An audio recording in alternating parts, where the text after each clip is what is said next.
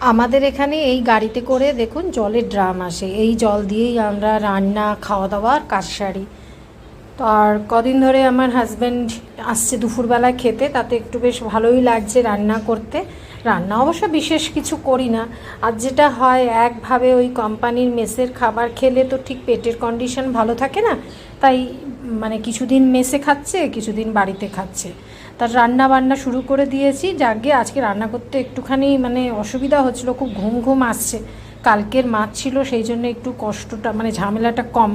তো কিছু চিংড়ি মাছ রেখে দিয়েছি, সেটাকে আলু পটল দিয়ে ভালো করে পেঁয়াজ আদা গোটা গরম মশলা তেজপাতা সব রকমের মশলা দিয়ে কষিয়ে একদম ওই অল্প কটা চিংড়ি মাছ দিয়ে রান্না করছি। কি সুন্দর একটা গন্ধ আসে চিংড়ি মাছ দিলে তরকারিতে।